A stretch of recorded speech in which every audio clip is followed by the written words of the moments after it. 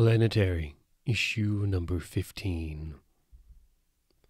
In the beginning, the earth was an infinite dark plain, separated from the sky and from the murky sea, and enveloped in shadowy twilight. There were no stars, no sun or moon. In the sky, there were sky dwellers, running beyond the western clouds, ageless and sparkling. On the earth, under the shallow ditches that in the future would become waterholes, laid the ancients, so old they could do nothing but sleep. Like the ditches, they were pregnant with potential, for each contained the merest breath of aspirational life. Under the plain were all the constellations, the burning sun, the shining moon, waiting. On the morning of the first day, the sun finally wanted to be born. It exploded through the surface and up into the sky, casting light and heat all about. The warmth awoke the ancients' primordial forms, and each of them gave birth, and their children were all the life forms of earth.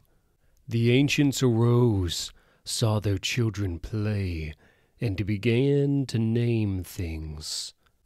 And their naming became a song, and they began to walk, and they sang the entire world over into being.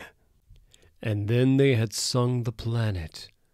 They were tired once more, and went back into the earth to sleep.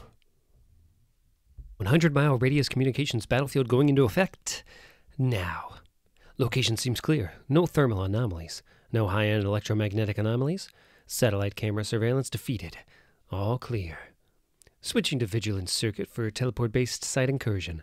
Free to go, Elijah. Watch your back. You watch it for me. I'm busy. Yes.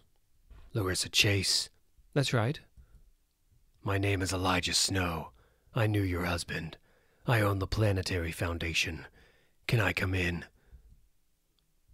Hello, Larissa. Jackie.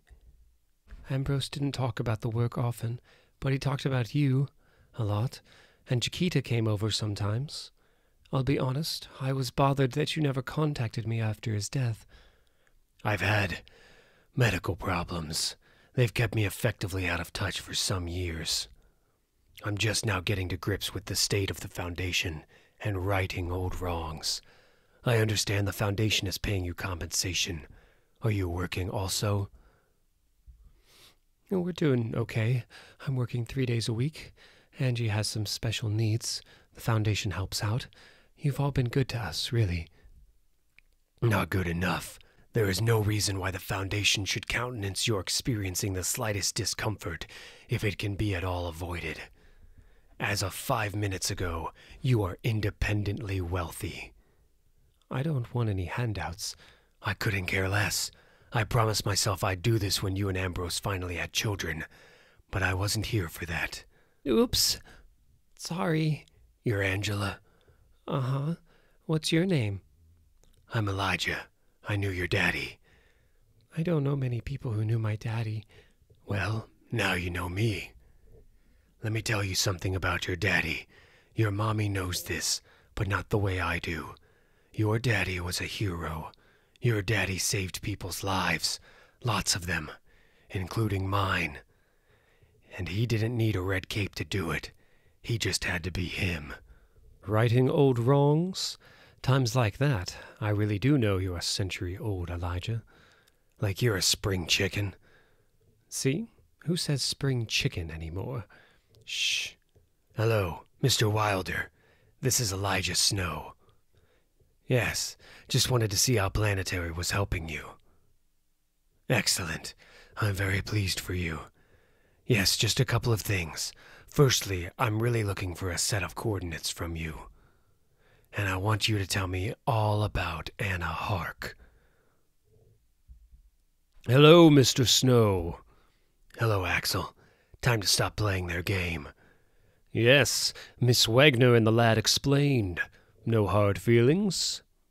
None. Slight confusion. You see, I do remember that we've never directly met. Not quite. We crossed each other's paths more than once.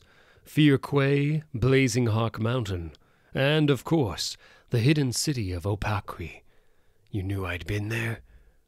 Oh, yes. Does Chiquita know that? I haven't said a word to Miss Wagner. Not my place. So Chiquita and Drums asked you to be quiet, but what tipped them onto the possibility that we knew of each other? Our trophies and exhibits. She's a naturally curious woman, your Miss Wagner. It's what keeps her alive. That must have made her jump. And would have put the screws to some very carefully laid plans, by all accounts. So they asked me to play along. Not that I could resist putting a few ideas in your head anyway. Talking of ideas, I need some. Let me tell you about 4 people I know. Hello, Drums, speak to me. What's the word? The word is Australia. There's definite 4 action in the vicinity of Ayers Rock, according to the local office. They're keeping a low profile, as per instructions. Ayers Rock? That's interesting. Get us a flight out there, and pull up the Planetary guide for 1932. What happened in 1932? Well, I'm more interested in what I didn't write down that year. I got sworn to secrecy on something, but my memory's still patchy. If the 4 have the Planetary guides, then they know everything I wrote about, but that doesn't mean they know everything I know. The man's name was Carlton Marvel. He was an explorer who was bored with just having the one planet to trek over. His intent was to build a rocket ship, but a conference with Axel Brass and Edison in 1930 had convinced him that the rocket science wasn't there yet.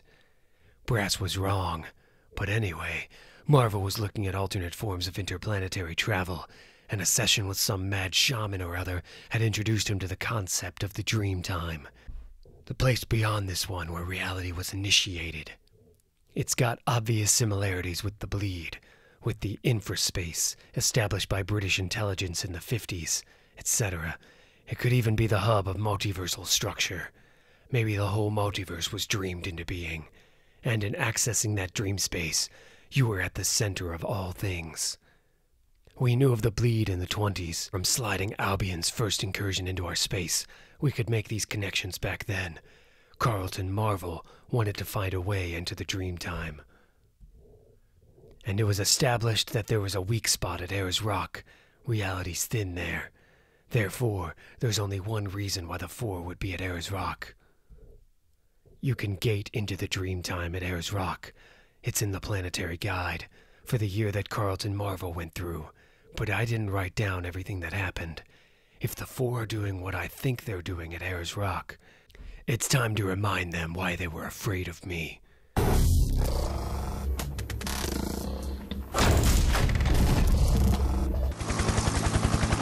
What the hell is that? Looks like a gun. And check that out. That must be the 4 supervising. Time to ruin their day. Your brain's gone dry. It must be curling like an old sandwich in there. It's the plan, Drums. Get your kit. Carlton Marvel swore me to secrecy about what we really saw up there, because he didn't want anyone to follow him. What do you think they're trying to do? Shoot open the gate that Marvel went through in 1931? It's a very 4 thing to do. I don't know, Chiquita. It takes a song to open the gate. The old Aboriginal Dreamtime stories say that their ancient ancestors sang the world into being. The gates seem to be on the same operating system. It's all operating systems, but you don't just shoot wild information into operating systems that big just to see what happens. Sure you do. I've read all about it. It's called a virus. That's what this is. You want me to shoot a computer virus analog into the dream time? These are the options.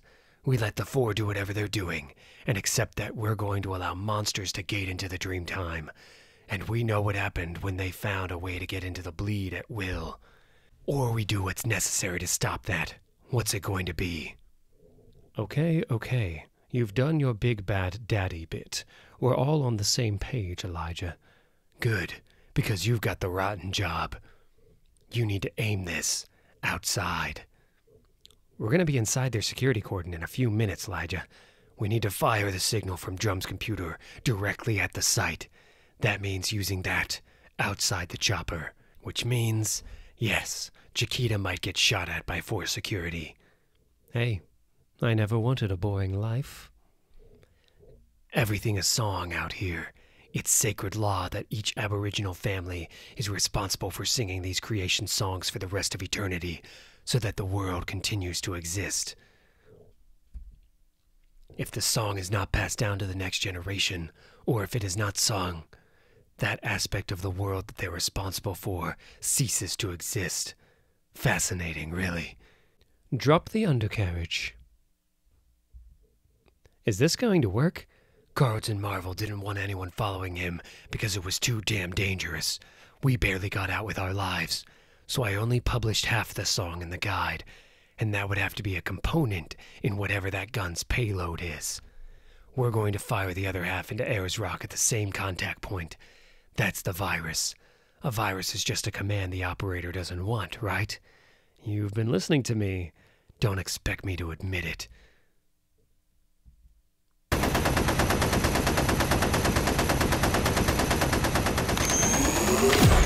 Oh, hell. They're showing us they're in control. Drums, fire!